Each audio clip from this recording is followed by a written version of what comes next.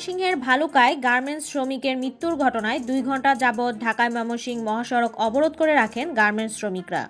বন্যার 4 মাস পেরিয়ে গেলেও সংস্কার হয়নি শেরপুরের নালিতাবাড়ির নন্নি হাতিপাগার সড়কের 2টি অংশ। ফলে এই এলাকার 20টি গ্রামের প্রায় 40,000 মানুষকে 15 কিলোমিটার অতিরিক্ত পথ অতিক্রম করতে হয়। সংস্কার নিয়ে রাজনৈতিক দলগুলোর সঙ্গে প্রধান উপদেষ্টা ডক্টর মোহাম্মদ ইউনূসের নেতৃত্বে গঠিত 7 সদস্যের জাতীয় ঐকমত্য কমিশনের বৈঠক শনিবার শুরু হয়েছে।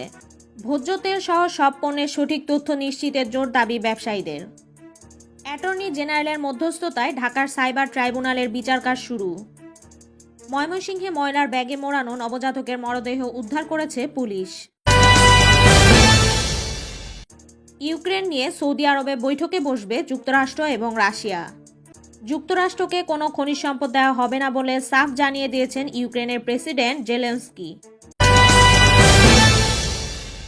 দরজায় কড়া নাড়ছে চ্যাম্পিয়ন্স ট্রফি, তাই মেগা টুর্নামেন্টকে সামনে রেখে আজ নতুন জার্সি প্রকাশ করেছে বিসিবি। চ্যাম্পিয়ন্স ট্রফির উদ্বোধনী অনুষ্ঠান আজ। আপনারা এতক্ষণ দেখছিলেন সুরমা টিভি 24 এর আজকের শীর্ষ সংবাদ।